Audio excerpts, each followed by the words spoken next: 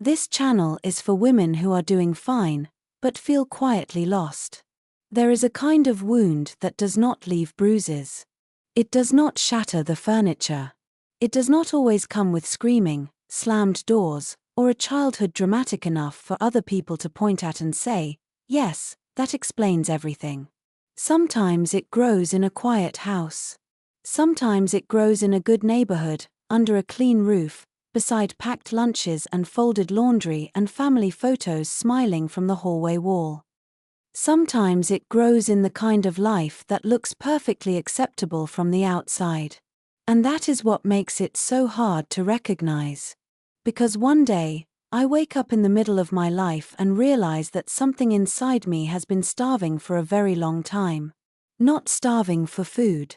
Not starving for success. Not even starving for love in the obvious, romantic sense. Something older than that. Something deeper. A hunger I cannot quite explain. A longing that follows me into relationships, into work, into marriage, into motherhood, into the quiet moments at the end of the day when no one needs anything from me and I am finally left alone with myself. And in those moments, something unsettling rises. A question. A grief. A silence that feels strangely familiar. Why do I feel so alone when I have done everything right? Why do I still feel unseen, even after becoming the kind of woman everyone depends on? Why does being strong feel less like power and more like a role I never got permission to step out of? That is where this story begins. It begins long before I had the words for it. Long before I knew how to name emotional neglect, or misattunement, or inherited pain. It begins in the earliest relationship of my life. The first mirror I ever looked into. The first place I learned who I was allowed to be. My mother. And for some women, that sentence alone tightens the chest. Because this is not simple. It is never simple. My mother may have loved me. She may have sacrificed for me. She may have given me things she herself never had. She may have worked hard, endured more than I know, survived more than she ever said out loud. And still, something may have been missing. Something essential. Something I did not know how to ask for because I learned too early that asking would not change much. That is the kind of truth many women spend years avoiding. Not because it is false. Because it is devastating.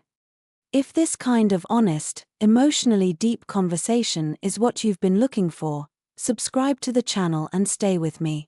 This space is for women who do not need empty motivation. They need language for what they have carried in silence. And there is so much more ahead.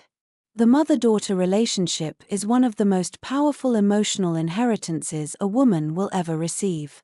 Before I had self-esteem, I had her eyes.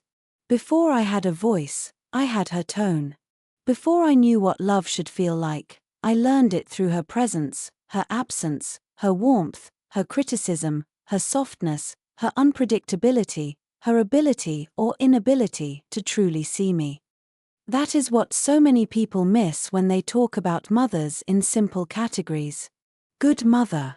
Bad mother. Supportive. Difficult. Loving. Cold. Real life is rarely that neat. Real life is made of glances, reactions, silences, moods, interruptions, comforts that did or did not come, apologies that never arrived, needs I slowly learned to hide. Real life is shaped by tiny moments repeated so many times that they stop feeling like moments and start feeling like identity. A girl does not need to be openly rejected to feel emotionally alone. She only needs to learn that her feelings are inconvenient. That her tears change the room in a bad way. That her joy is tolerated but her pain is too heavy. That being easy earns more love than being real. And once she learns that, she adapts. She becomes the daughter who does not ask for much. The daughter who performs maturity. The daughter who reads the room before she speaks. The daughter who becomes helpful, capable, pleasant, successful, composed. The daughter who learns that being loved may depend on being low maintenance. Then time passes. She grows up. She becomes a woman. She builds a life. And from the outside, she looks fine. She may have a respectable career in Seattle. She may keep a beautiful home in Charleston. She may be divorced, remarried, single, professionally accomplished, financially independent, physically healthy, admired by friends, needed by family. She may be the woman everyone calls when something falls apart. She may be the one who always knows what to do. But there is a private cost to being the woman who always knows what to do. Because sometimes competence is not peace. Sometimes independence is not freedom. Sometimes strength is simply what I learned to perform when tenderness was too risky. And the deepest part of the mother wound is this: it does not always leave me feeling broken. Sometimes it leaves me feeling functional, productive, responsible, in control. It teaches me how to survive so well that no one notices I have never truly learned how to rest in love. That is why this wound is so easy to overlook, especially in women between 35 and 60. By then, I may have spent decades doing what was expected of me. Working, marriage, divorce, caregiving, raising children, supporting aging parents, holding together a household, holding together a version of myself that other people find reassuring. And somewhere in the middle of all that, I may begin to feel a quiet collapse I cannot explain. Not a dramatic breakdown. Something more invisible than that. A numbness after success. A heaviness on birthdays. A strange ache on Mother's Day. An overreaction to criticism that makes no sense in the moment. An exhaustion that is not really physical. A hunger for comfort that feels embarrassing at my age. A life so full of responsibility that I no longer know what tenderness would even feel like. This is often when the old wound starts speaking. Not in a voice. In patterns. In the way I apologize for needing anything. In the way I feel guilty resting. In the way I choose people who cannot meet me deeply. In the way I distrust softness. In the way I keep trying to become enough without ever arriving there. And maybe the most painful part is that I may not even blame my mother. Many women don't. Many women protect their mothers with fierce loyalty while quietly abandoning themselves. They say, she did her best. They say, other people had it worse. They say, I shouldn't complain. They say, she loved me. And all of that may be true. But love is not always the same as emotional safety. Provision is not always the same as nurturing. Presence is not always the same as connection. Some daughters were raised by mothers who were physically there but emotionally far away. Some were raised by mothers who were overwhelmed, unsupported, depressed, critical, controlling, self-absorbed, fragile, unpredictable, or simply unable to offer what they themselves never received. Some were loved through duty, but not through deep attunement. Some were admired for being strong long before they were ever comforted for being hurt. And that kind of childhood does not always look tragic. Sometimes it looks successful. That is what makes this conversation so unsettling. Because it asks me to question the very things I once used to feel safe. My self-sufficiency. My emotional restraint. My perfectionism. My ability to keep going. The traits that earned praise may also be the traits that grew around an unmet need. So when I speak about the mother wound, I am not speaking about blame. I am speaking about inheritance. The quiet emotional inheritance between mothers and daughters. The things passed down without words. The fears, patterns, defenses, and hungers that move from one woman to another unless someone finally turns around and tells the truth. And the truth is this. A woman can have a mother who loved her and still carry deep pain. A woman can be grateful and grieving at the same time. A woman can look fine and still feel quietly lost. That is the mystery at the center of this wound. How something so old can still shape the woman I am today. How a relationship I may barely question can still be writing itself into my marriage, my self-worth, my friendships, my body, my loneliness. How I can spend half a lifetime becoming impressive and still feel, in the most private place inside me, like a little girl waiting for something that never fully came. And if that stirs something in you, then stay with me. Because once I begin to name this wound, I begin to understand that I was never too much. I was never too sensitive. I was never asking for anything unreasonable. I was asking for what every daughter asks for in one way or another. To be seen. To be soothed. To be safe. To be loved in a way that reached all the way in. What the mother wound really is. The pain of not receiving what a daughter needed. What the mother wound really is cannot be understood by looking only at what happened. It has to be understood by looking at what never happened, too. That is the part people miss. Most people know how to recognize pain when it arrives as something obvious. They understand betrayal when it is loud, cruelty when it is undeniable, neglect when it leaves visible damage. But the mother wound often lives in a more difficult place. It lives in absence. In emotional omissions. In the quiet, repeated experience of not receiving something a daughter needed so early, so deeply, and so consistently that she may not even realize it was missing until much later. I think that is why so many women spend years feeling the effects of this wound without being able to name it. The pain is real, but it does not always come with a story dramatic enough to justify itself. There may be no single scene to point to. No one catastrophic memory. No clean explanation that satisfies other people. Instead, there is often a feeling that follows me through life like a shadow I cannot quite step out of. A feeling that something in me formed around lack. A feeling that I learned too early how to live without being emotionally met. The mother wound is, at its core, the pain of not receiving what a daughter needed from the person she was designed to turn toward first. Not perfection. Not a flawless mother. Not endless attention. But the basic emotional experiences that help a girl become solid inside herself.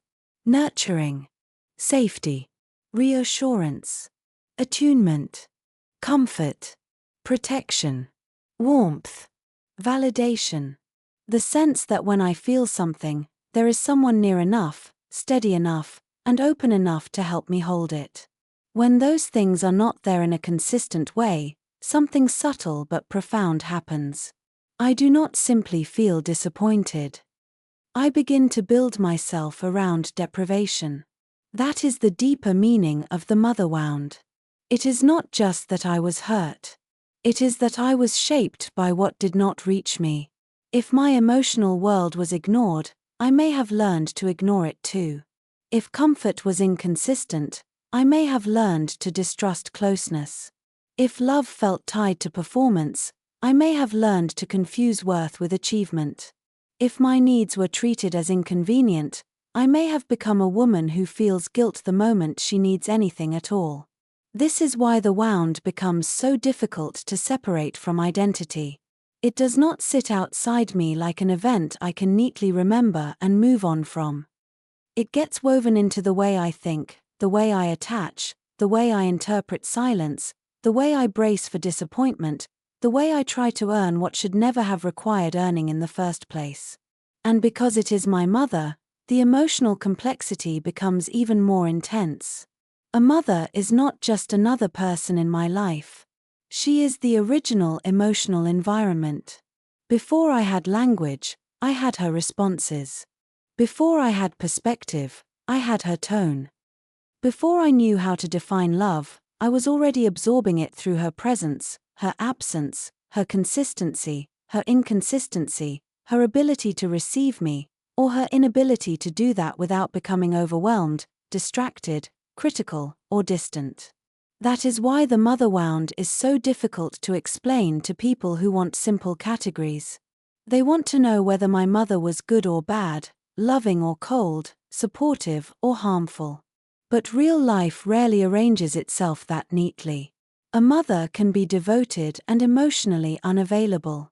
She can be hardworking and deeply unhealed. She can be generous in practical ways and withholding in emotional ones. She can love me with sincerity and still leave me with an ache that follows me into adulthood. That ache is not imaginary. It is not a sign of ingratitude. It is not evidence that I am unfair. It is often the accumulated pain of a daughter who did not receive what she needed often enough to feel secure in her own emotional existence. This matters because many women have been taught to mistrust that pain. We are often taught to measure a mother by sacrifice, not by emotional presence. We are taught to be grateful for what was done, not honest about what was missing. We are taught to say, "She tried her best," long before we are allowed to ask whether her best actually met us where we were. That pressure creates silence. I may spend years defending my mother before I ever defend myself. I may become fiercely loyal to her history while remaining strangely disconnected from my own experience. I may know every hardship she endured and still have no language for the hardship of being her daughter. And the longer that silence lasts, the more the wound disappears into normalcy. I begin to think this is just who I am. I am just too sensitive. I am just anxious. I am just guarded. I am just independent. I am just hard on myself. I am just the kind of woman who cannot relax. I am just better on my own. I am just not very emotional. I am just difficult to love. But the mother wound asks a more unsettling question. What if these are not only personality traits? What if some of them are adaptations? What if I became this version of myself because it was the safest way to exist inside a relationship where my needs did not consistently receive the response they required? That question changes the emotional landscape. Because then my patterns begin to make sense in a different way. The woman in Seattle who excels professionally but feels panic when someone offers real tenderness may not be cold. She may be unfamiliar with safe receiving. The woman in Charleston who keeps everything beautiful and controlled but cannot seem to settle inside herself may not be superficial. She may be trying to build externally what was never fully created internally. These are not character flaws. They are often the grown shape of an old hunger. The mother wound is also painful because of what it teaches a daughter about cause and effect. Children rarely conclude that their mothers are limited. They conclude that they themselves are the problem. That is how attachment protects itself. If my mother cannot meet me emotionally, I do not usually think, she is unavailable. I think, I must be too much. Too sensitive. Too needy. Too dramatic. Too inconvenient. Too difficult to soothe. Too emotional to love easily. Those beliefs can become the hidden architecture of an entire adult life. I may choose relationships where I keep proving my worth. I may silence myself before anyone else gets the chance to dismiss me. I may overfunction because usefulness feels safer than vulnerability. I may become deeply competent and secretly terrified that if I stop performing, I will disappear from other people's hearts. This is why the mother wound is not just about memory. It is about meaning. It is about the conclusions I drew in order to survive emotional inconsistency, absence, or conditionality. And because those conclusions were formed early, they often feel like truth long after they have stopped serving me. Still, I think one of the most important things to say here is that naming this wound does not require me to turn my mother into a monster. The point is not moral simplification. The point is emotional accuracy. A mother may have had very real limitations. Those limitations may have shaped me profoundly. Both things can be true at once. What the mother wound really is, then, is not a trendy phrase or a dramatic accusation. It is the deep, often private pain of growing up without enough of the emotional nourishment that helps a daughter feel real, safe, and worthy from the inside out. It is the grief of being loved in ways that still left important parts of me untouched. It is the confusion of carrying longing inside loyalty. It is the exhaustion of reaching adulthood and realizing I have been trying, for years, to solve with performance what was always a wound of unmet connection. And perhaps the saddest part is this: many women do not know that what hurts is not weakness. It is deprivation. Not because nothing was given, but because something essential was not fully received. That is what makes this wound so powerful. It does not always break me in obvious ways. Sometimes it teaches me how to keep going while quietly starving. And a woman can live like that for a very long time before she finally understands that the pain was never random. It was relational. It had a shape. It had a source. And once I begin to see that clearly, I also begin to see something else. The wound did not begin in adulthood. It began much earlier, in the repeated emotional lessons through which a daughter slowly learns whether she must shrink, strive, scan, or disappear in order to stay connected. Where the wound begins. How a daughter learns to shrink, scan, achieve, or disappear. Where the wound begins is rarely in one moment. It begins in repetition. It begins in the small, nearly invisible experiences that a child cannot name but never stops absorbing. A look that closes a door. A silence that arrives where comfort should have been. A tone that teaches me to tighten before I speak. A room I learn to read before I ever learn to read myself. By the time I am old enough to explain what happened, much of it has already moved underground. It is no longer just something I remember. It has become something I am. That is what makes the beginning of the mother wound so difficult to trace. It does not always start with obvious cruelty.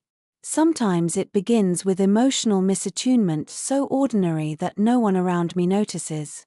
My mother may have been physically there, practically responsible, even deeply committed in the visible ways. But emotional presence is a different kind of presence. A child can be fed, dressed, educated, driven to school, and still grow up with a private sense that something essential never quite reached her. A daughter learns herself through response. That is one of the deepest truths in this story. I do not come into the world with a finished sense of worth. I build it in relationship. I learn what my feelings mean by what happens when I bring them to someone. I learn what my needs cost by the expression on my mother's face. I learn how much of myself is welcome by what gets mirrored back to me and what gets corrected, ignored, or shamed away. If I am upset and my mother leans in, stays steady, helps me make sense of what I feel, then something quiet begins to grow in me. I begin to trust that emotion is survivable. That I can feel something fully and still remain connected. That my inner world matters enough for someone to stay near it. But if I am upset and she turns away, hardens, becomes irritated, distracted, mocking, overwhelmed, or cold, then I learn something else. I learn that my feelings complicate love. I learn that distress makes me harder to be around. I learn that some parts of me are safer when hidden. That is how shrinking begins. Not all at once. Not dramatically. I begin editing myself in real time. I lower the volume on my pain. I stop asking the second question. I become easier to manage. I tell myself I am fine before I even know whether that is true. What looks like maturity from the outside is often adaptation. What gets praised as strength may actually be early self-erasure. Some daughters learn to shrink because their mothers were emotionally unavailable. These are the daughters who sensed, early on, that there was no real place to land. The mother may not have been openly cruel. She may simply have been elsewhere inside herself. Depressed. Exhausted. Distracted. Grief-stricken. Emotionally underdeveloped. Preoccupied with survival. A child does not interpret that as limitation. She interprets it as atmosphere. She feels the distance and starts accommodating it. She becomes less expressive, less spontaneous, less trusting of her own need. Some daughters learn to scan. This often happens in homes where the mother is unpredictable. Maybe she is warm one day and cutting the next. Maybe she is affectionate in public and dismissive in private. Maybe her moods shift without warning. Maybe everyone in the house quietly adjusts themselves around her emotional weather. A daughter raised in that kind of environment becomes observant in a way that looks almost gifted. She can read a face in seconds. She can hear tension in a voice before anyone else notices it. She can sense instability before it fully arrives. People may later call this intuition, and some of it is. But often it is hypervigilance first. It is a survival skill. I scan because scanning once protected me. I listen for footsteps. I read silence. I notice the way a door closes. I measure whether now is a safe time to ask, to feel, to speak, to simply be. That kind of sensitivity can follow a woman into every relationship she has. She becomes the one who notices everything, understands everyone, anticipates every shift, and still feels strangely far from herself. Some daughters learn to achieve. This happens when love begins to feel conditional. Not always explicitly. My mother may never have said I had to earn her love. She may have said she was proud of me, wanted the best for me, pushed me because she believed in me. But if warmth seemed to come more easily when I performed well, when I was polished, accomplished, attractive, obedient, helpful, emotionally self-controlled, then I may have learned that being loved and being impressive belong together. That lesson is powerful. It can build a remarkably capable woman. It can also build a woman who does not know how to stop. She becomes exceptional at functioning. She is admired, reliable, productive. She lives in Seattle or Charleston or anywhere else and seems, from the outside, composed and high-performing. But beneath that competence is often a daughter still trying to solve an emotional wound through excellence. She does not rest because rest feels like irrelevance. She does not soften because softness feels unproven. She does not know if she is loved when she is not accomplishing something. And some daughters learn to disappear. This is the adaptation of the girl who decides, often unconsciously, that the safest self is the smallest self. She needs nothing. She causes no trouble. She becomes almost eerily undemanding. She does not ask for comfort because she has learned not to expect it. She does not bring conflict because conflict is costly. She becomes the child adults describe as so easy, without seeing the sorrow hidden in that description. There is heartbreak in that kind of disappearance, because what vanishes first is not personality but permission. Permission to take up emotional space. Permission to inconvenience someone. Permission to remain visible when hurting. Later, this daughter may grow into a woman who feels almost guilty for existing in full size. She is polite with her own pain. She packages it. She delays it. She carries it privately so no one has to adjust around her. Criticism deepens all of these adaptations. A mother who is overly critical does not simply wound a daughter in the moment. She can train her to become self-surveilling. If love is mixed with correction, comparison, disappointment, or impossible standards, I begin watching myself before anyone else has to. I internalize the gaze. I become both child and critic. Even when no one is saying anything aloud, I am already measuring, improving, bracing, apologizing. I catch my own mistakes before they are noticed. I diminish my own joy before someone else does. The mother's voice may eventually leave the room, but it does not leave my inner life. Another beginning of the wound happens when roles blur.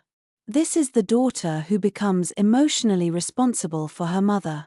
Maybe her mother confides in her too much. Maybe she unloads adult pain onto a child's shoulders. Maybe she requires soothing, admiration, reassurance, or loyalty in a way that leaves no room for the daughter's own development. In those homes, I stop being only a child. I become a witness, a helper, a buffer, a tiny emotional caretaker. I learn how to track my mother's needs before I learn how to name my own. That kind of role reversal steals something difficult to recover later. It steals innocence, yes, but also emotional proportion. I may grow up thinking love means management. That closeness means responsibility. That being needed is the safest form of being valued. Then in adulthood I find myself in relationships where I overfunction, overgive, overtolerate, and call it devotion because that is the shape care took when I first learned it. Physical affection matters too, and its absence leaves marks many women underestimate. A child does not only need instruction, food, and order. She needs warmth in the body, safe touch, tenderness that settles the nervous system. If my mother was stiff, withholding, unaffectionate, or unreachable in this way, I may have grown up not only emotionally hungry but physically unfamiliar with comfort.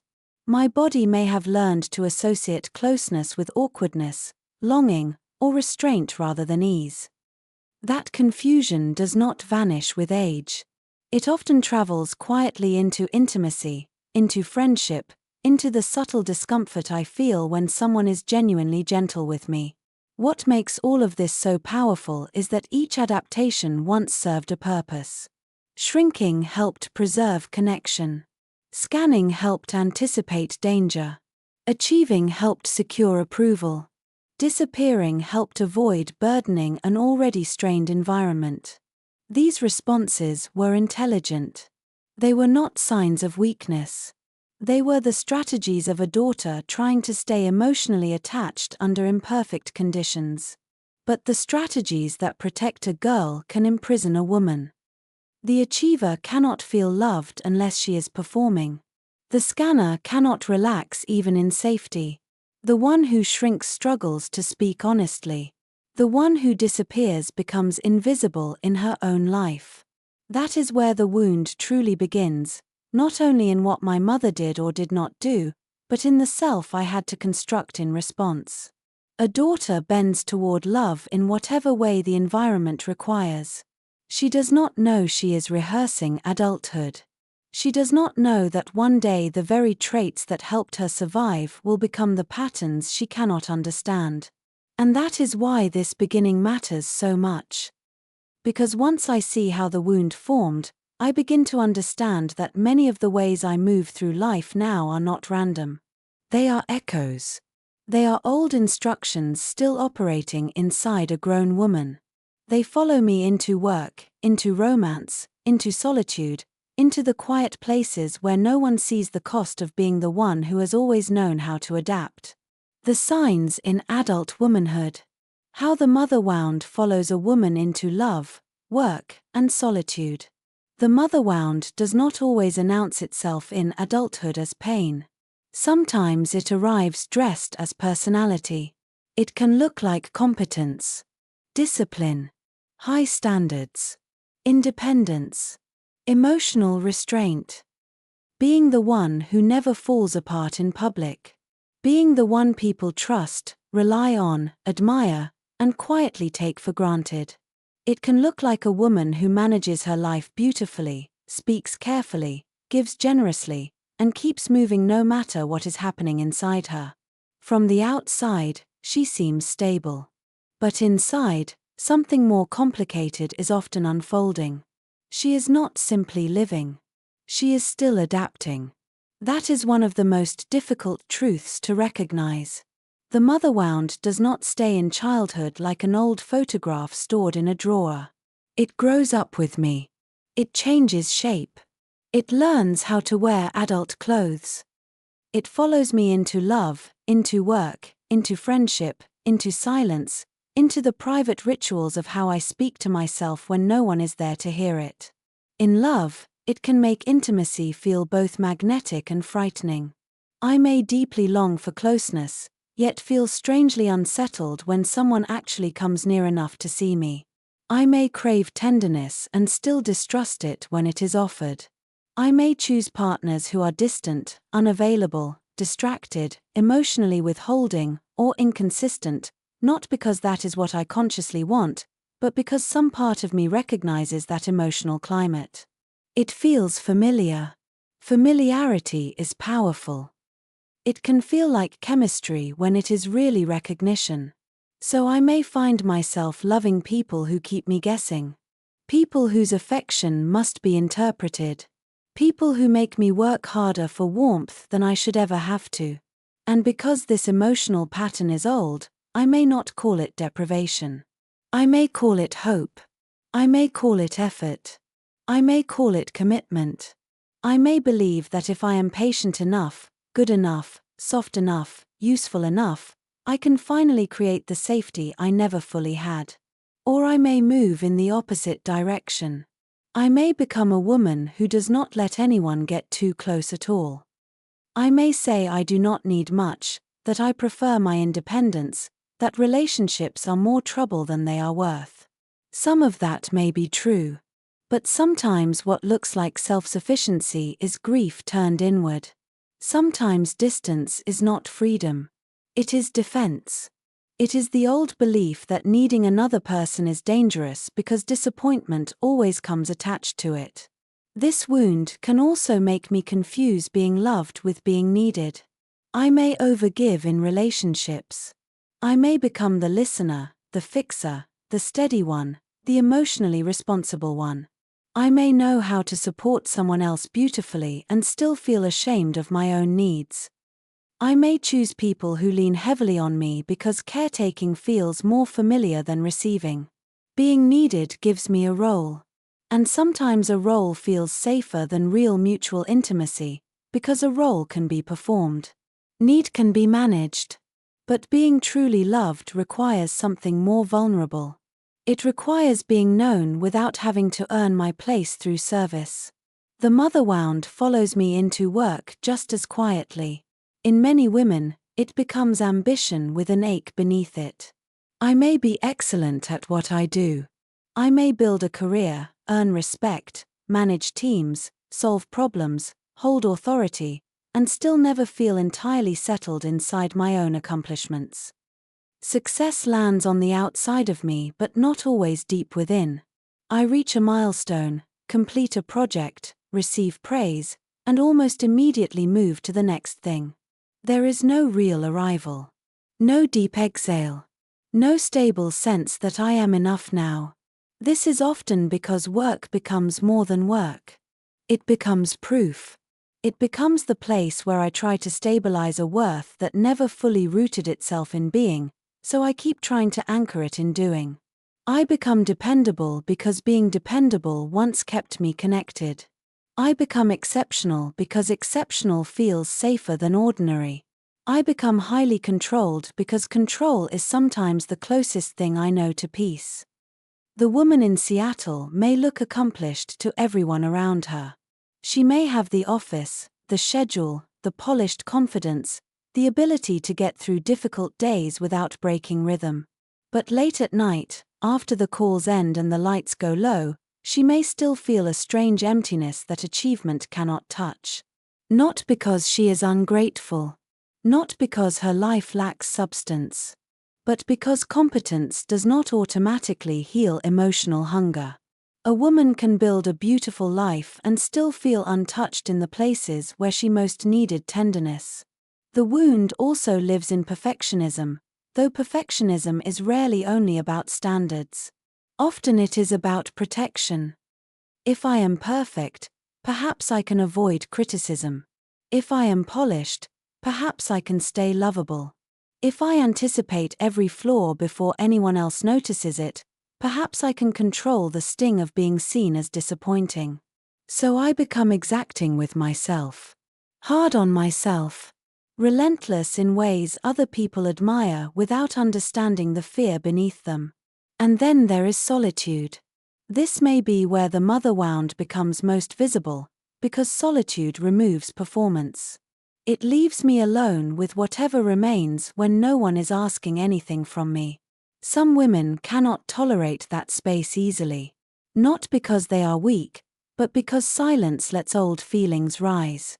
The ache. The loneliness. The part of me that does not know how to comfort itself without staying busy. So I fill the evenings. I keep the television on. I scroll. I clean. I work. I organize. I rehearse tomorrow. I do almost anything to avoid the depth of what surfaces when life becomes quiet enough for me to hear myself. The woman in Charleston may have a warm home, graceful routines, a life that appears calm and thoughtfully arranged. She may light candles, fold linens, answer texts, host dinners, stay composed. But solitude can still reveal something unsettled in her. Because outer order is not always the same thing as inner ease. Sometimes it is simply the shape control takes when the heart has never fully trusted rest. The mother wound can also show up in female friendships. I may long for closeness with other women and still hold back in ways I barely notice. I may fear being judged, compared, excluded, misunderstood, overshadowed, or emotionally mishandled. I may struggle to relax around women who seem naturally soft, expressive, and secure. Not because I dislike them, but because they touch something tender in me. They remind me of a kind of emotional ease I may never have learned. So I stay a little guarded, a little self-contained, a little too composed to be fully known. It can also shape the way I live inside my own femininity. If my first understanding of womanhood came through depletion, criticism, resentment, control, emotional volatility, or chronic self-sacrifice, I may have learned to associate femininity with burden rather than belonging. I may feel disconnected from softness. I may trust competence more than receptivity. I may know how to function in my life but not how to inhabit it. There can be a difference between performing adulthood and feeling at home inside it. The signs do not always look dramatic. Sometimes they are so socially rewarded that no one questions them. The woman who never asks for help. The woman who keeps the peace. The woman who is always prepared. The woman who does not cry easily. The woman who can survive anything. People call her strong. They may be right. But strength developed through emotional deprivation often comes with a hidden tax. It can leave a woman deeply capable and quietly unreachable, even to herself. This wound also has a way of intensifying in midlife. Divorce can expose it. Menopause can expose it. Caregiving can expose it. Children growing up and needing me less can expose it. Illness can expose it. The death of a mother can expose it with particular force, because grief then becomes mixed with finality. Whatever hope remained for being fully seen may begin to collapse under the weight of what will never be repaired. And that realization can shake something loose that had been buried for years. What makes all of this so painful is that many women do not recognize these signs as grief. They see them as flaws, as failures of character, as something wrong with their personality. But very often, what looks like difficulty with love, rest, trust, softness, receiving, or self-worth is not random at all. It is the long shadow of a relationship that taught me to survive without always feeling held. And beneath these adult signs, something even deeper is often at work. Not just thought patterns. Not just emotional habits. The body itself. The nervous system. The way it learned what closeness means, what safety feels like, and whether love is something I can actually relax into. The body remembers what the mind minimized. Attachment, the nervous system, and the hunger to feel safe. Some wounds do not live in memory as a clear story. They live in the body as a reaction. That is why I can tell myself I am over something and still feel my chest tighten before a phone call. That is why I can leave a family gathering and feel drained in a way that sleep does not fix. That is why a simple shift in someone's tone can send me into a spiral that feels bigger than the moment in front of me. The mind is often the last part of me to understand what the body has known for years. The body remembers what I had to normalize. It remembers the tension of waiting for a mood to change. It remembers the feeling of swallowing words before they could cause friction. It remembers what it was like to need comfort and not know whether comfort would come. It remembers how carefully I learned to move around disappointment, criticism, absence, or emotional unpredictability. And because the body learns through repetition, not logic, those early lessons do not disappear simply because I became an adult with a calendar, a mortgage, a career, or a carefully managed life. They become patterns of response. When people hear words like attachment or nervous system, it can sound abstract, clinical, almost too technical for something so intimate. But the truth is simple. My nervous system learned about safety through relationship. It learned through thousands of small interactions whether closeness calmed me or confused me, whether I could reach outward and be met, whether I had to brace before expressing a need, whether love felt steady enough to soften into or unstable enough to monitor. This is why the mother wound is not only emotional. It is physiological. It is relational. It is physical in the most ordinary ways. It shows up in the way I hold my shoulders. In the way I stop breathing fully when conflict enters the room. In the way I rehearse a text before sending it. In the way I scan a face for disappointment before I say what I really feel. In the way I cannot always tell the difference between peace and numbness. If my earliest experiences taught me that closeness was safe, responsive, and emotionally steady, my body likely had a chance to settle. But if closeness came mixed with criticism, emotional distance, volatility, or inconsistency, then my body may have learned something very different. It may have learned that love requires vigilance. That emotional connection is not a place to rest but a place to perform, predict, manage, or endure. That learning becomes attachment.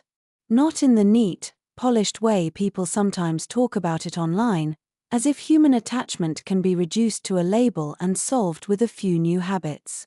It is deeper than that. Attachment is the felt sense of what relationships are. It is the unspoken expectation I carry into closeness. It is what my body believes will happen if I let someone matter to me. If I carry the mother wound, part of me may expect that love will ask something costly from me. That I will have to become easier, quieter, more useful, more impressive, less emotional, less messy, less myself in order to remain connected. Or I may expect that if I lean in too far, I will be disappointed, dismissed, corrected, or left emotionally alone. So I begin protecting myself before anything has even gone wrong. This is why some women feel anxious in love and others feel shut down. Some reach, some retreat, and some do both in cycles so exhausting they barely understand themselves anymore. None of this is random.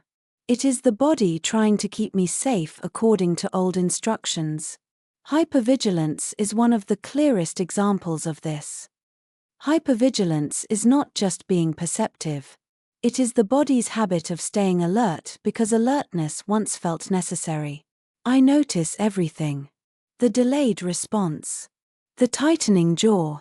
The small withdrawal in someone's voice. The moment a room changes temperature emotionally. I can often sense trouble before anyone names it. This ability may have helped me survive early relational uncertainty, but it comes at a cost. Because a body that is always scanning is a body that rarely rests. Rest is not simply lying down. Rest is feeling, even for a moment, that nothing bad is about to happen. Many women with the mother wound have had very little of that kind of rest. This is why calm can feel unfamiliar, even unsettling. When a person has lived for years inside tension, silence, overthinking, emotional management, and self-monitoring, true safety can feel strangely empty at first. The body may misread it. It may wonder where the other shoe is. It may reach for stimulation because stillness feels too exposed.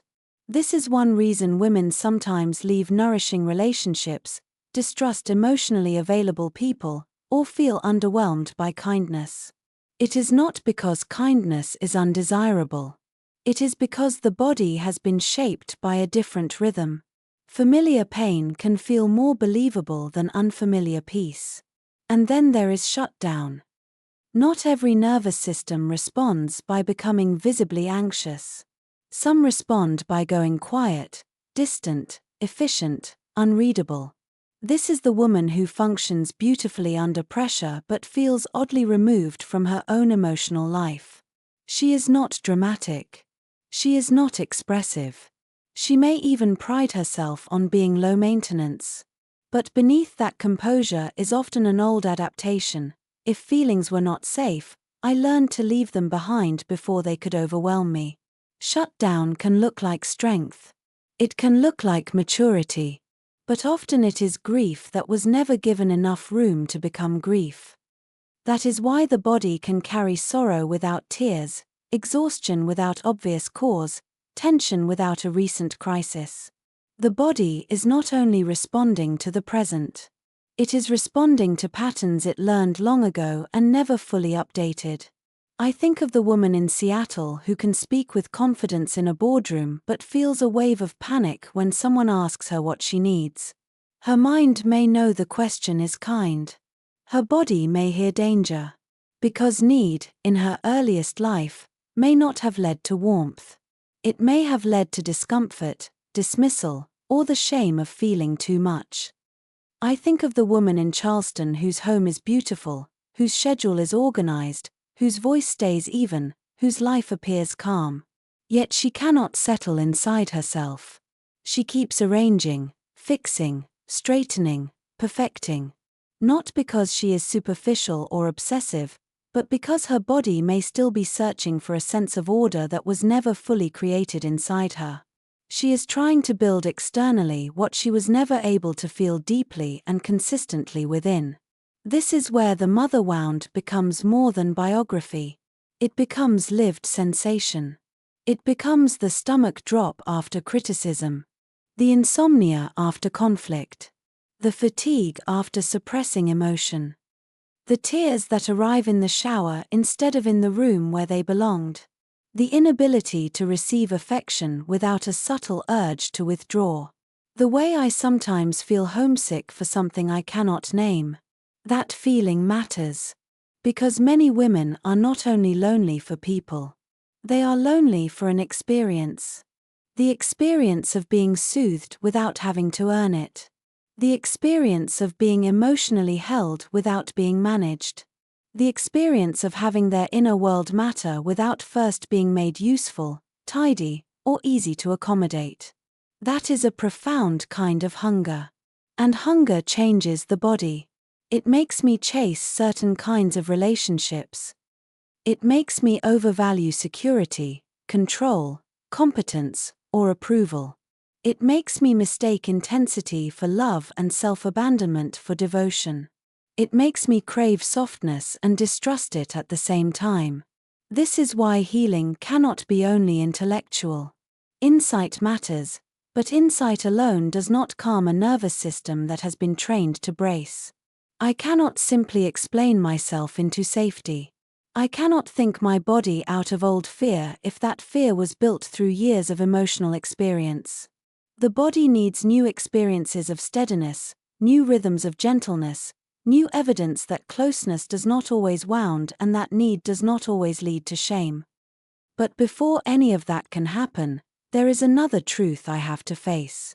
I have to face how painful it is to name this wound at all when the person connected to it is still my mother. Because the body may remember what the mind minimized, but the heart often carries something just as complicated: love, loyalty, grief, and the unbearable hope that maybe the person who shaped the wound might also be the one to finally heal it. Love, loyalty, and grief. Why it hurts so much to name the mother wound. There is something especially painful about being wounded in a place where love also lives. That is why the mother wound is so hard to name. If this were only anger, it might be simpler. If this were only disappointment, I could place it neatly on a shelf and call it part of the past. But this is not that. This is grief braided with loyalty, tenderness braided with resentment, compassion braided with a private ache that does not disappear simply because I understand where my mother's pain came from. And that complexity can keep a woman silent for years. I may know that something in me still hurts when it comes to my mother, but the moment I try to name it, another voice rises just as quickly.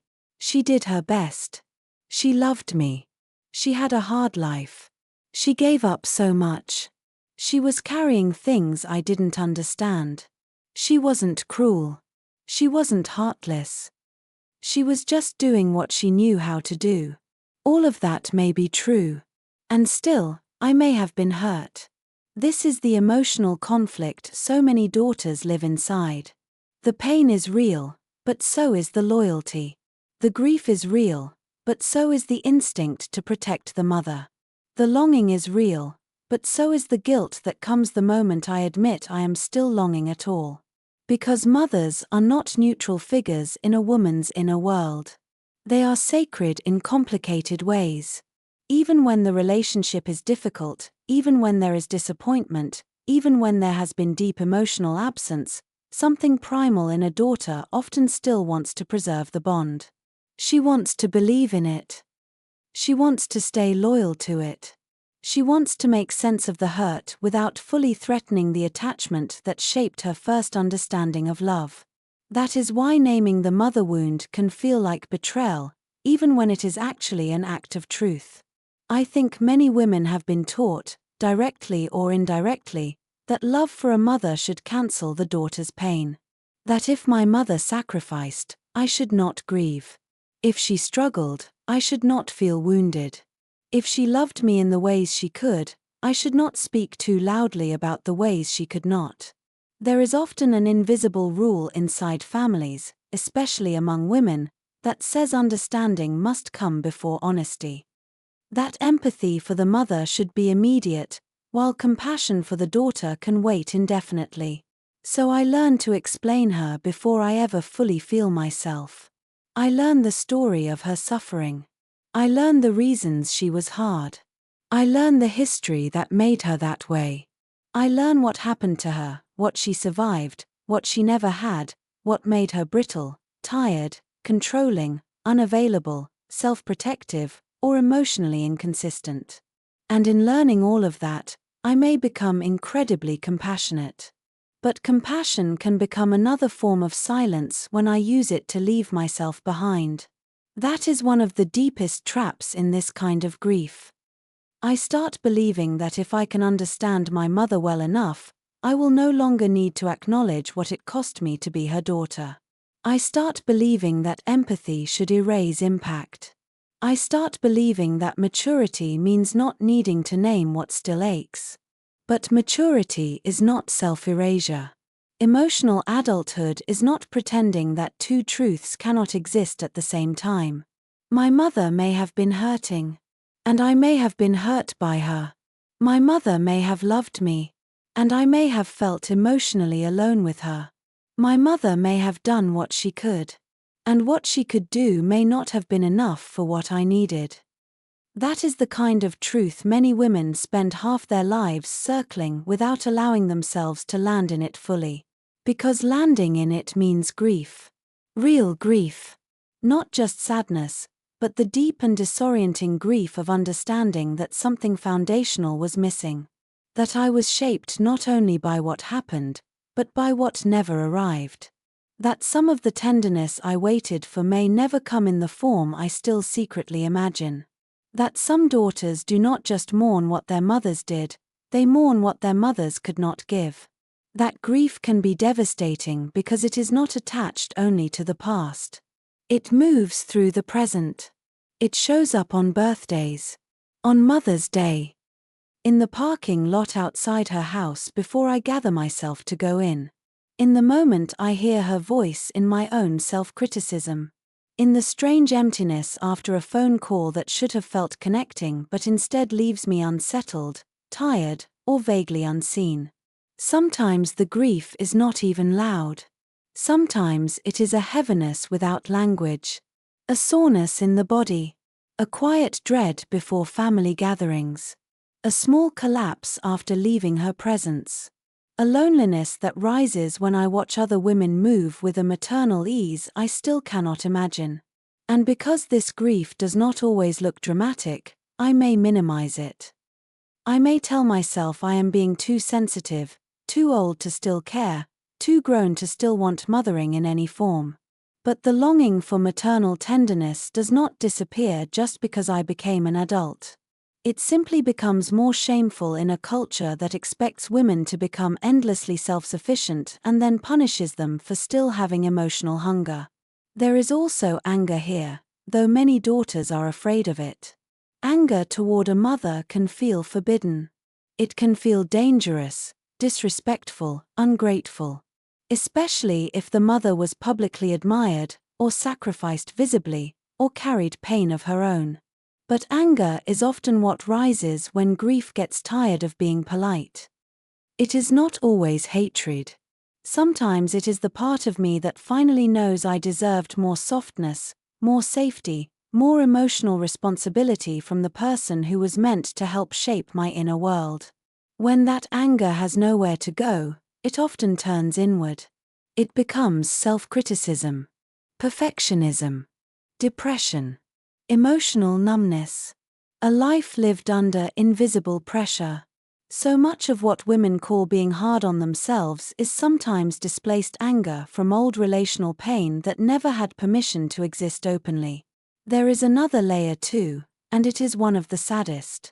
At some point in adulthood, I may stop seeing my mother only as mom and start seeing her as a woman. A limited woman. A deprived woman. A defended woman. A woman who may have been deeply shaped by her own unmet needs, by her own loneliness, by her own history of emotional hunger. That shift can open compassion in a way nothing else can. But it can also break my heart in a new way. Because now I am not only grieving my wound, I am grieving hers too. I am grieving the fact that the very person I wanted nurturing from may have been trying to mother from an empty place. I am grieving the possibility that she could not give what she herself had never truly known. I am grieving the fact that there may be no villain here, only generations of women passing down forms of survival that looked like love because no one had another language. And yet, even that understanding does not remove my pain. That is so important. Seeing my mother clearly does not require me to leave myself behind. Understanding her does not mean I owe her my silence. Feeling compassion for her suffering does not mean I must stop telling the truth about mine. The daughter in me may still want something impossible, for my mother to finally understand what she could not understand then. To hear me without becoming defensive. To ask the right question. To offer the apology that lands in the exact place I have carried open for years. Sometimes that happens, imperfectly. Often it does not. And part of what makes this wound so painful is that the hope for repair can survive long after the evidence begins to thin. That hope is tender. But it can also keep me suspended. Suspended between loyalty and honesty. Between love and self-protection. Between the mother I have and the mother I still, somewhere deep down, wish for. This is why naming the mother wound hurts so much. It asks me to stop flattening complexity into one acceptable emotion. It asks me to admit that love did not erase pain, that empathy did not erase deprivation, that understanding my mother's wounds did not prevent me from carrying wounds of my own. And in that honesty, something difficult but necessary begins. I stop forcing myself to choose between loving her and grieving. I stop acting as though compassion and sorrow cannot share the same room. I stop measuring my pain against her intentions. I stop treating loyalty as proof that I should not hurt. Because the truth is, Some of the deepest grief in a woman's life comes from the love she was born reaching for. And when that love was limited, inconsistent, or emotionally unreachable, the daughter does not simply move on. She carries the shape of that absence for years, until one day she becomes willing to name it without apology. And once she does, another truth often begins to emerge. This pain did not start with her mother alone. It often reaches back further, into older stories, older women, older silences, into the generations before her where need was buried, tenderness was rationed, and survival kept getting passed down as if it were the only form of love women were allowed to inherit. The wound before you. Generational pain, silent survival, and the mothers who were never mothered. When I begin looking closely at the mother wound, I eventually reach a difficult realization: my mother may not have started the story. She may have been the first person through whom I felt it, the first face attached to it, the first voice that shaped it inside me. But very often, she was carrying something older than herself. This is where the conversation becomes more painful, not less. Because it is one thing to say I was hurt. It is another thing to understand that I may have been hurt by a woman who was also, in ways both visible and invisible, emotionally underfed. A woman who may have entered motherhood with her own unfinished grief, her own emotional hunger, her own private adaptations that had long ago hardened into personality. A woman who may have learned to survive so early, and so thoroughly, that survival became the only language of love she knew how to speak. That does not excuse the damage. But it changes the shape of the room. It asks me to look beyond the single relationship and into the line of women behind it. The mothers before my mother. The daughters before me. The homes where emotion was dismissed, where tenderness was scarce, where duty mattered more than inner life, where women were praised for endurance and given almost no space to be known in their own pain. It asks me to consider that what felt personal to me may also have been inherited. Some wounds are passed down without anyone naming them. They move through tone, silence, expectation, control, criticism, emotional distance, and the quiet rules of a family. They travel through what is withheld as much as what is said. They live in the kind of mother who feeds everyone before sitting down herself. In the kind of woman who calls her exhaustion normal and her emptiness unimportant. In the kind of home where no one asks how a girl feels, only whether she is behaving. In the kind of lineage where need is treated like weakness and softness is a luxury no one can afford. Many women were never mothered in the way they later expected themselves to mother. That is one of the tragedies hidden inside family life. A woman can become a mother while still carrying the emotional age of her own deprivation. She can be grown in the eyes of the world, married or divorced, working or staying home, practical and responsible, and still be carrying within her a younger self who never learned what it meant to be emotionally comforted in a steady way. She may have mastered function. She may not have mastered attunement. She may know sacrifice deeply and still know very little about tenderness that is not tied to obligation. I think that is true of more mothers than many daughters realize. Some women came from homes shaped by poverty, where there was simply no room for emotional spaciousness because survival took everything. Some came from homes shaped by religion used as control, where obedience mattered more than emotional truth. Some came from families where depression was never named, where addiction was hidden, where violence was normalized, where men's needs organized the household and women's pain remained invisible unless it interrupted someone else's comfort. Some were raised by mothers who were themselves cold, harsh, intrusive, manipulative, or absent. Some were never touched gently. Some were only praised when useful. Some were made to grow up too fast. Some became wives before they had ever really gotten to be daughters. And then they had children. Children who would one day wonder why love from their mother felt so practical and yet so difficult to fully rest inside. This is where I have to be careful, because there is a temptation to romanticize suffering once I begin understanding it. to turn deprivation into nobility, to call unhealed pain strength just because it lasted a long time. But suffering does not become holy simply because it is old.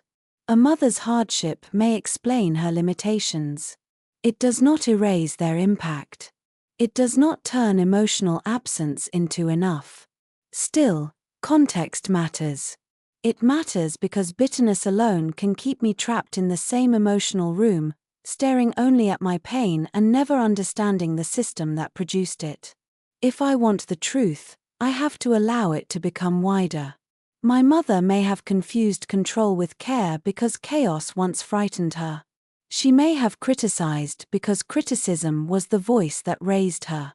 She may have withheld tenderness because tenderness once made her feel exposed. She may have expected too much of me because too much was expected of her. She may have leaned on me emotionally because no one ever truly held her. She may have loved me from within a nervous system that had never fully known peace. That does not make the wound unreal.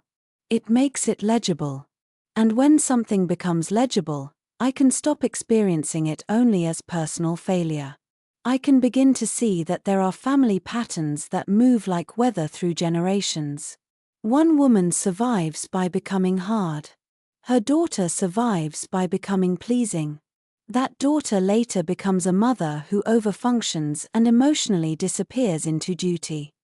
Her daughter grows up trying to be low maintenance, then becomes a woman in Seattle who cannot receive care without discomfort. Another line of women survives through silence. A grandmother in a small Midwestern town swallows everything. Her daughter in Charleston learns to keep the house beautiful and the feelings hidden. Then comes a daughter who looks calm, polished, and composed while privately feeling like she has never fully arrived inside her own life. These patterns are rarely discussed openly. Families talk about events. They do not always talk about emotional climates. They talk about who left, who worked, who drank, who got sick, who stayed married, who moved away, who disappointed whom. But beneath those stories are quieter inheritances. How women learned to respond to need. How love and fear got braided together. How daughters learned what was required of them in order to remain connected. Some inherit resilience. Some inherit vigilance. Some inherit shame. Some inherit a kind of emotional muteness so old it feels like normal adulthood. I think this is why so many women come into midlife carrying exhaustion they cannot fully explain. They are not only carrying their own lives. They are carrying old emotional patterns that were handed to them before they could choose anything different. They are carrying the expectation to be strong, useful, composed, and grateful. They are carrying the legacy of mothers who endured rather than healed. Mothers who kept the family going but did not know how to emotionally arrive. Mothers who were admired for sacrifice and abandoned inside it. And maybe one of the most painful realizations is this: a woman can deeply understand her mother only after becoming burdened in some of the same ways. Sometimes it happens in marriage. Sometimes in divorce. Sometimes while caring for children. Sometimes while caring for aging parents. Sometimes during menopause, when the body becomes less willing to carry silent strain without protest. Sometimes in the middle of a hard season, I look back at my mother and suddenly see not just the woman who hurt me, but the woman who may have been surviving on fumes. The woman no one asked about. The woman no one softened for. The woman who had no village, no language, no real support, and very little permission to fall apart. That realization can create compassion so deep it almost feels like grief in a new form. But compassion cannot require that I disappear again. That is where so many women lose themselves. They begin understanding the mothers before them and immediately feel guilty for still being hurt. They think widened perspective should erase their wound. But emotional maturity is not choosing one truth over the other. It is holding both without collapsing. My mother may have been limited by what shaped her. and I was still shaped by her limits. That sentence matters because it keeps me honest. It keeps me from turning pain into blame, and it keeps me from turning compassion into self-betrayal. If anything changes here, it is not that my grief disappears. It is that my grief gains depth. I stop seeing my mother only as the source of pain and begin seeing her as part of a longer, sadder chain. A chain of women doing what they could with what they had, while often having far less than they needed. A chain of women punished for softness, praised for endurance, and left emotionally alone inside roles they were expected to fulfill beautifully. And once I see that, another question rises. What do I do with what was handed to me? Because generational pain does not continue only through cruelty.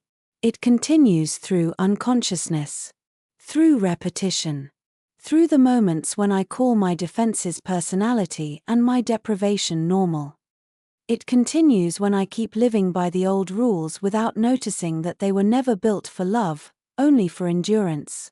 The cycle begins to loosen when someone turns toward it without flinching. When I notice the criticism in my own inner voice. When I see how quickly I treat need as inconvenience. When I recognize how deeply I equate love with overgiving. When I catch myself calling emotional suppression maturity. When I understand that what was passed down to me may have helped women survive, but it may not be enough to help me live. That is where this part of the story changes. Not in blame. Not in sentimental forgiveness. Not in pretending the past can be untangled cleanly. But in truth. In consciousness. In the quiet and painful recognition that I am standing in the middle of something older than me. And if I do not want to keep handing it forward, I will eventually have to do something many women before me were never given the chance to do. I will have to stop waiting for the past to become different, and begin learning how to meet myself in ways the women before me could not. How healing begins. The moment a woman stops waiting for the mother she needed. Healing rarely begins with clarity. More often, it begins with the slow collapse of an illusion. For many women, that illusion is not that the past was perfect.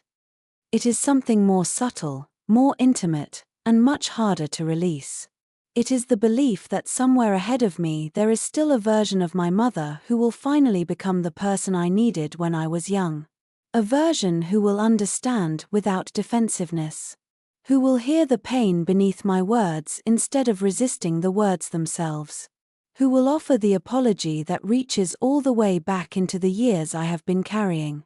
Who will, at last, make emotional sense of what never made sense when I was a daughter trying to survive it. That hope can live a very long time.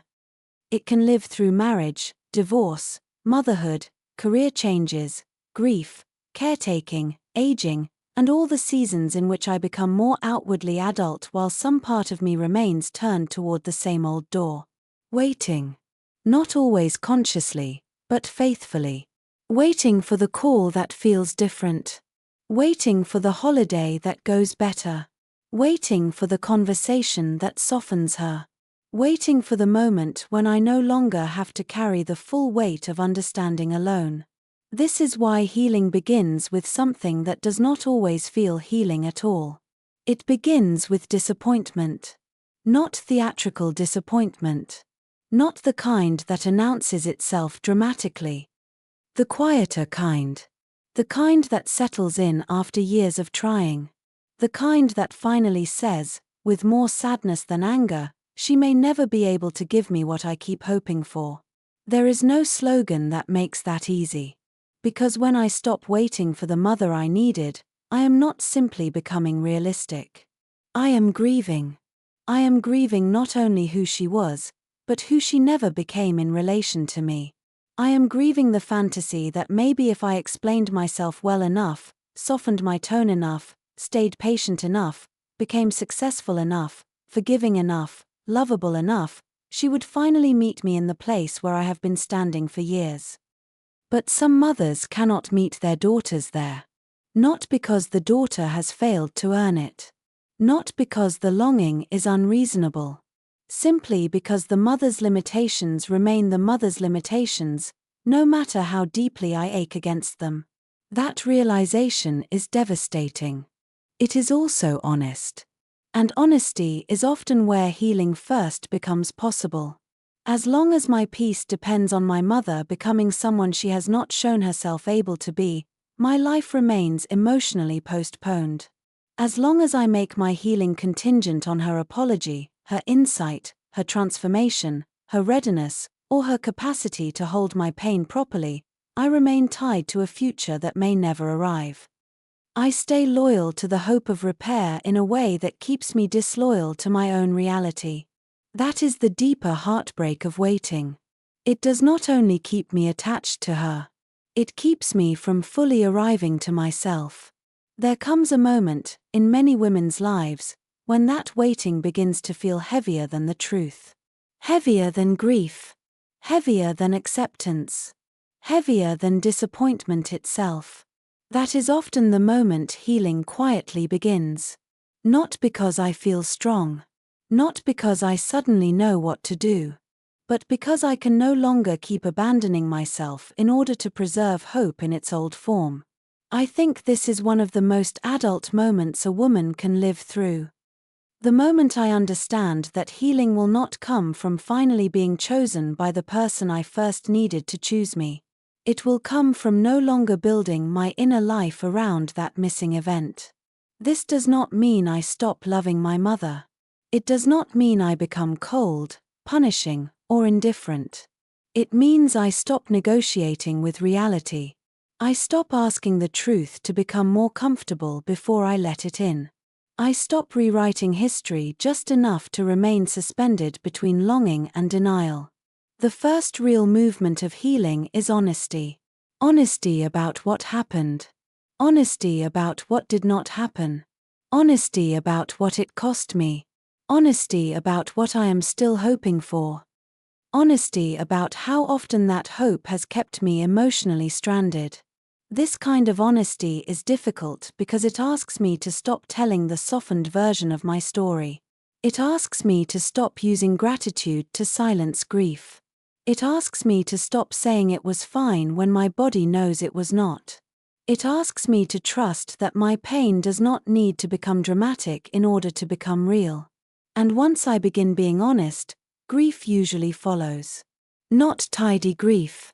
Not the kind that comes, teaches a lesson, and leaves me polished. The grief of the mother wound is often layered, uneven, deeply personal, and strangely delayed. I may cry over something small and realize I am not crying about that moment at all. I may feel exhausted after an ordinary conversation and understand that I am tired of carrying the emotional weight of pretending. I may feel sorrow not only for the woman I am now, but for the girl who learned to shape herself around what was unavailable. That girl matters here. Healing often begins when I finally stop rushing past her. When I stop speaking about my younger self as though she were overreacting, too needy, too sensitive, too emotional, too much. When I stop aligning myself with the voice that once dismissed her. When I begin to see, with painful tenderness, that she was adapting to something she should never have had to navigate alone. There is something profound about that recognition. Because for many women, the deepest wound was not only what their mothers could not give. It was the conclusion they drew from that lack. I must not matter enough. I must be too difficult to soothe. I must be asking for more than anyone can bear. Those beliefs do not disappear on their own.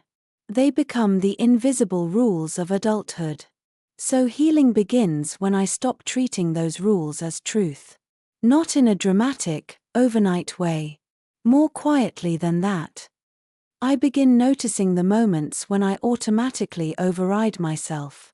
The times I explain away my own hurt. The times I reach for self-criticism before compassion. The times I keep hoping someone else will authorize my feelings before I let myself have them. Healing often starts in those small acts of interruption. I notice that I am tired and do not call myself lazy. I feel hurt and do not immediately argue with the feeling. I sense that a conversation drained me and I let that matter. I stopped pretending a small cut did not open an old place inside me. I tell the truth to myself before I tell it to anyone else. These are not dramatic breakthroughs. But they are sacred in their own way. Because each one says the same thing, I am no longer willing to leave myself alone in this. Healing also begins when I stop outsourcing closure. This may be one of the hardest things of all. Because closure sounds so clean when people say it, and in real life it almost never feels clean. It may not come in the form of a final conversation. It may not come through her understanding. It may not come through apology, acknowledgement, or repair. Sometimes closure is simply the quiet decision to stop expecting a different emotional outcome from the same familiar pattern. That kind of closure is not triumphant. It is sober, tender, sometimes heartbreaking, but it can also be profoundly stabilizing. Because once I stop chasing what is unavailable, I can begin turning toward what is possible. And what is possible is not perfection. It is relationship with myself that is less abandoning. I think that matters more than people realize. Healing is often imagined as some grand transformation, some dramatic freedom, some bright new identity. But for many women, it begins in far humbler places. It begins when I become less willing to betray my own experience. When I stop demanding that my grief be neat. When I stop requiring certainty before compassion. When I let myself feel the loss without turning it into evidence that I am broken. There may be a strange emptiness at first. That is important to say. Because when I release the fantasy that my mother will finally become what I needed, I also lose the old structure that kept me emotionally tethered. Even pain can feel stabilizing when it is familiar. Even longing can become an identity. So when I stop waiting, I may not feel immediate relief. I may feel exposed, untethered, younger than I expected, sadder than I thought I was allowed to be. But that sadness is often closer to the truth than the waiting ever was. And truth, even when it hurts, has a different quality to it. It does not keep me spinning. It grounds me. It brings me into contact with what actually is, which is the only place from which real care can begin. This is where healing becomes less about my mother and more about what kind of relationship I am willing to build with my own life now. Not as compensation. Not as performance. But as a refusal to keep living in emotional suspension. If I cannot go back and receive what was missing, then I have to begin asking a different question. Not whether she will finally come toward me, but whether I will. Whether I will meet myself with more honesty than I have known. Whether I will let grief speak without rushing to fix it. Whether I will stop measuring my worth by what I did not receive. Whether I will become, slowly and imperfectly, a safer place for my own truth to land. That is how healing begins. Not with certainty. Not with a perfect ending. But with the moment a woman stops waiting at the old door and turns, however shakily, toward herself. Relearning how to mother yourself. Practical healing for the woman who was never properly held. Relearning how to mother myself does not begin with becoming cheerful. It begins with becoming trustworthy.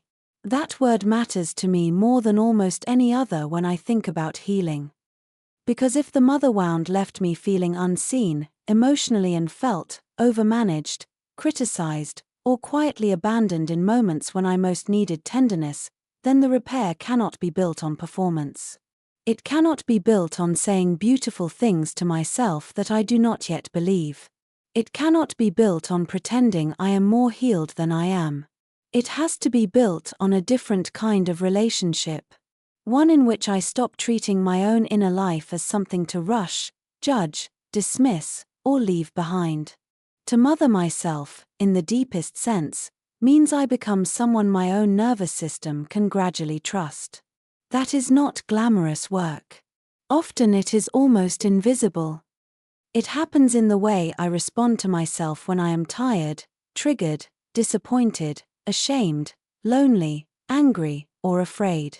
It happens in those ordinary moments where my old conditioning wants me to become harsh, efficient, dismissive, self-critical, or emotionally absent toward myself. The real shift begins when I no longer automatically join the forces that once wounded me. For many women, the first place this becomes visible is in self-talk. The voice I use inside myself did not come from nowhere. It was shaped somewhere. If I was raised around criticism, pressure, emotional dismissal, comparison, or conditional approval, then I may carry an inner voice that sounds surprisingly similar. It may be impatient with weakness. It may have no tenderness for uncertainty. It may praise me only when I am useful, productive, composed, or exceptional. It may grow especially loud when I make mistakes, need rest, ask for help, or feel too much. So relearning how to mother myself means I begin listening differently. Not just to what I feel, but to how I speak to myself about what I feel. Do I become colder when I am hurting? Do I rush myself when I am overwhelmed? Do I shame myself for still grieving? Do I treat my own needs like inconveniences? Do I expect emotional perfection from myself simply because no one taught me how to be held gently through being human? These questions matter because healing does not begin when I suddenly feel better. It begins when I stop becoming another source of injury to myself. That means the new inner voice cannot be fake. It has to be grounded. I do not need a voice that flatters me. I need one that stays. One that does not leave the room when I am messy, tired, reactive, uncertain, or disappointed in myself. A maternal voice is not permissive in the careless sense. It is steady. It does not turn difficulty into shame. It does not make pain into proof of failure. It does not require that I be impressive in order to deserve warmth. Sometimes that voice sounds like this: "Of course this stirred something old in me. Of course I am tired after carrying so much. Of course this hurts. Let me slow down before I decide what it means." That kind of inner response is not dramatic, but it is deeply reparative. Because so many women do not need more discipline. They need a different emotional atmosphere inside themselves. Relearning how to mother myself also means rebuilding safety in daily life. Not conceptually. Practically. If my nervous system has spent years bracing, overfunctioning, scanning, tightening, and surviving, then I cannot heal in an environment that constantly recreates those same states. I have to start noticing what keeps me emotionally inflamed and what allows me to soften, even slightly. This may mean making my life less punishing in small, almost embarrassingly basic ways. More sleep. Less noise. Fewer relationships where I leave every interaction feeling subtly depleted. More order, but not the kind that comes from obsession. The kind that comes from care. Food that steadies me. Rooms that do not assault me. Evenings that are not filled only with stimulation, conflict, or emotional static. Rhythms that help my body stop expecting chaos. This is not shallow. It is not indulgent. It is nervous system work. A woman in Seattle may be able to run a company division and still not know how to create a gentle evening for herself. A woman in Charleston may know how to make a home beautiful for everyone else and still not know how to make it emotionally restful for herself. That is often the legacy of the wound. I learn how to maintain life, but not always how to inhabit it. So I begin asking different questions. What makes me feel less defended? What leaves me scrambled? What kind of pace keeps me from hearing myself? What kind of media, relationships, expectations, and habits reinforce the old message that I do not matter unless I am producing something? This is where healing becomes concrete.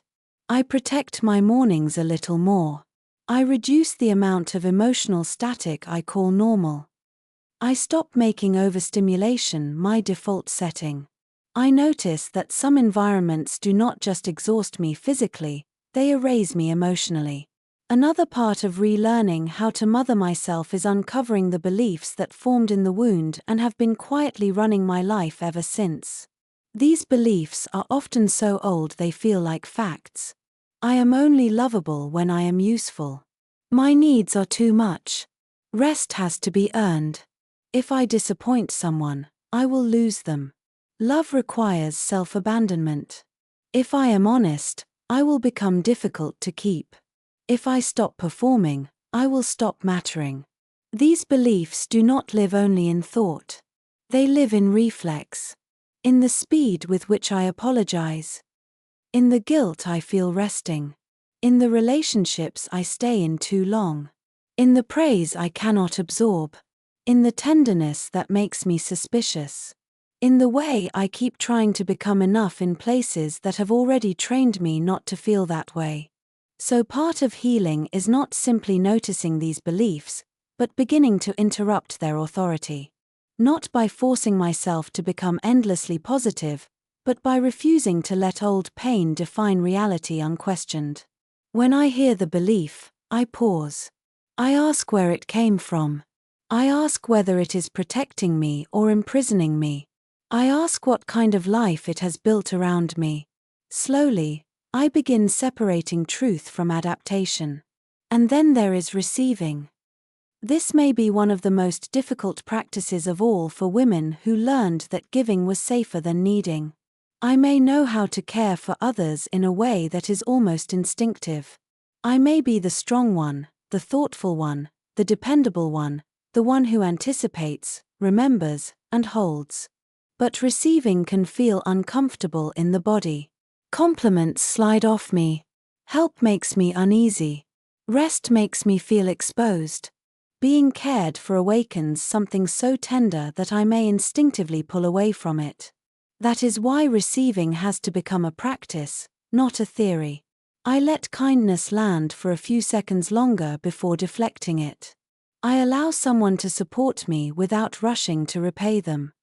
I say thank you without shrinking. I let a friend bring me soup. I let someone carry what I am carrying without turning it into a debt. These moments may seem small, but they are not small to a body that learned early that care was uncertain, conditional, or emotionally expensive.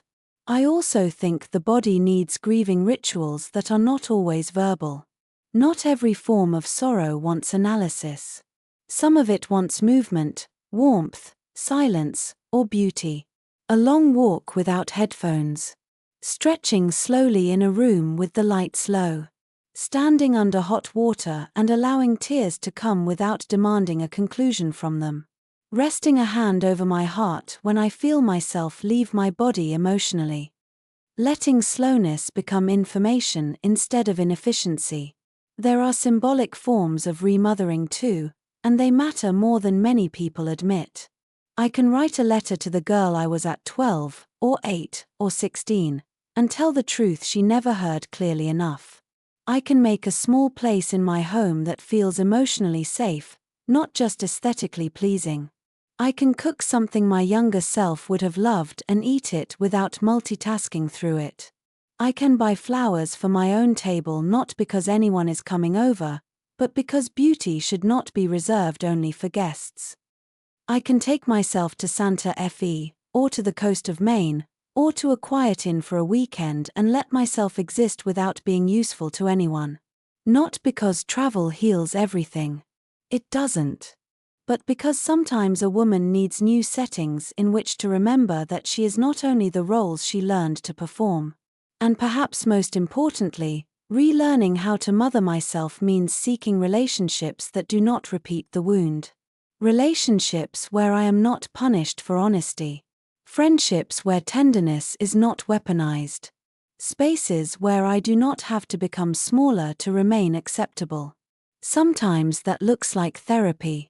Sometimes it looks like one emotionally safe friend. Sometimes it looks like finally allowing myself to be around women whose steadiness unsettles me at first because it is unfamiliar, and staying long enough to let unfamiliar become possible. This matters because the mother wound happened in relationship, and some of its healing will happen there too. Not through replacing my mother, but through giving my body and heart experiences they were denied, being listened to without correction, being seen without evaluation, being comforted without having to earn it. Relearning how to mother myself is not about becoming perfect at self-care. It is not about turning my life into a polished ritual. It is about becoming less abandoning, less punishing, less emotionally unavailable to myself. It is about living in such a way that my own inner life is no longer treated as an interruption. And slowly, that changes things. Not all at once. Not in a dramatic before and after. But in the quiet accumulation of moments where I stay with myself differently. Where I do not rush past the ache. Where I stop calling deprivation normal. Where I become a steadier witness to my own experience than I have ever had before. That is what it means to mother myself. Not to pretend the wound never mattered, but to stop living as though I must remain and fed forever. The woman in the middle. Boundaries, peace, and the life that begins after survival. There comes a point in a woman's life when survival is no longer enough. From the outside, nothing may look dramatic. I may still be functioning. I may still be answering emails, showing up for people, paying bills, handling responsibilities, keeping the day moving. My life may still look respectable, stable, even enviable in certain ways. But somewhere underneath all of that competence, something begins to shift. What once felt like strength starts to feel expensive. What once felt like endurance starts to feel like disappearance. What once felt like loyalty starts to feel like self-abandonment. That is the beginning of a different kind of life. Not a perfect life. Not a pain-free life. But a life that begins after I stop calling survival the same thing as peace. I think this is where many women find themselves in the middle years. Not at the beginning of the story, and not at some final, polished ending either. Just in the middle. Old enough to see the patterns clearly, tired enough to no longer romanticize them, and tender enough to know that continuing the same way would cost too much. This middle can feel confusing because it does not look like collapse and it does not yet feel like freedom. It feels like standing between the life I built to cope and the life I might build if I no longer organize myself around old wounds. That is why boundaries become so important here. Not as punishment. Not as performance. Not as a dramatic gesture meant to prove strength. But as clarity. A boundary is what begins to form when I finally understand that love does not require my continuous self-erasure. It is what emerges when I can no longer keep sacrificing my emotional reality in order to preserve someone else's comfort. It is the shape dignity takes when I stop asking myself to endure what I already know is harmful, draining, diminishing, or chronically disappointing. For a woman with a mother wound, boundaries can feel almost unnatural at first. Especially if I was raised to believe that being good meant being accommodating, that being loving meant being endlessly understanding, that being a daughter meant making space for everyone else's emotions while minimizing my own. If I learned early that conflict threatens connection, then boundaries may feel dangerous.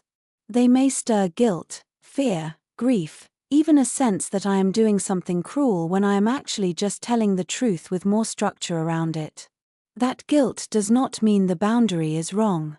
Often it means the boundary is new. Some boundaries are visible. I shorten the visit. I stop sharing vulnerable things with someone who repeatedly mishandles them. I leave the conversation when it becomes insulting, invasive, or emotionally unsafe. I answer less often. I stop explaining myself past the point of honesty and into the territory of pleading to be understood. Some boundaries are almost entirely internal. I stop expecting emotional attunement from a person who has not shown the capacity for it. I stop turning every interaction into a test of whether she will finally become who I needed. I stop going to the same well and calling my thirst confusion. I stop offering the most tender parts of myself to someone who keeps treating them like inconveniences, threats, or misunderstandings. That last kind of boundary can be the hardest of all, because no one sees it happen. There is no public event. No dramatic confrontation. Just a quiet shift inside me. A letting go of the fantasy. A decision to stop building my emotional life around what has never fully arrived.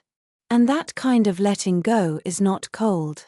It is often heartbreaking. Because even when a boundary is healthy, it can still hurt. It can hurt to stop reaching. It can hurt to lower expectations I did not want to lower. It can hurt to admit that certain forms of closeness may never be possible in the way I imagined. It can hurt to stop trying so hard to be understood by the very person whose understanding once felt like it would change everything. There is grief in that. Real grief. But there is also relief. Relief that I no longer have to keep proving my pain in hopes that it will finally be recognized. Relief that I no longer have to keep exposing the same tender places to the same old response. Relief that I no longer have to perform the version of myself that is easiest for everyone else to handle. Relief is sometimes the first sign that a boundary is not cruelty. It is protection. And protection, for many women, is a form of love they were never taught to associate with themselves. The life that begins after survival is often quieter than people expect. It does not always come with a dramatic reinvention. Sometimes it begins in subtler ways. I stop saying yes when my whole body means no. I stop answering every call immediately. I stop making guilt into a moral compass. I stop measuring my goodness by how much discomfort I can absorb without complaint. I stop treating access to me as something everyone automatically deserves. This shift changes more than the mother relationship. It changes the way I move through the world. In love, I become less willing to confuse inconsistency with passion. In friendship, I notice who makes me smaller and who makes me more honest. In work, I begin to see where overfunctioning has become an identity instead of just a skill. In solitude, I no longer fill every silence to avoid hearing what I feel. In my own inner life, I become less interested in being impressive and more interested in being real. That is not a small transformation. It may not look glamorous, but it changes the quality of a woman's life from the inside out. Because so much of the mother wound is about the loss of internal permission. Permission to need. Permission to feel. Permission to take up emotional space. Permission to be something other than useful, composed, competent, and endlessly resilient. When I begin reclaiming that permission, I do not become selfish. I become more fully present to my own existence. I think that is one of the most moving things about this stage of a woman's life. She may not become softer in the sentimental sense. She may actually become clearer, more discerning, less available for confusion. Less willing to betray herself for the sake of appearing loving. More capable of telling the difference between connection and obligation, between guilt and care, between history and destiny. There is a kind of peace that begins there. Not the peace of getting everything I wanted. Not the peace of perfect repair. Not the peace of finally being mothered exactly as I once longed to be. A different peace. The peace of no longer arguing with reality all the time. The peace of no longer begging old wounds to become new experiences. The peace of no longer organizing my life around what is unavailable. The peace of becoming trustworthy to myself. This peace can feel unfamiliar, especially for women who have spent decades measuring love by effort. Because it is not dramatic. It is not intense. It does not produce the highs and lows that old relational patterns often did. It can feel almost plain at first. Spacious. Quiet. Uneventful. But that quiet is not emptiness. It is what remains when I stop abandoning myself so often. And there is a difference between loneliness and peace that many women only begin to understand here. Loneliness is not just being alone. It is being with myself in the old way, where my needs still feel burdensome, my feelings still feel excessive, and my inner life still has to compete for legitimacy. Peace is different. Peace is when I no longer treat myself like an interruption. Peace is when being alone does not automatically mean being emotionally deserted. Peace is when I begin to feel that my life belongs to me, not only to the roles I have played inside it.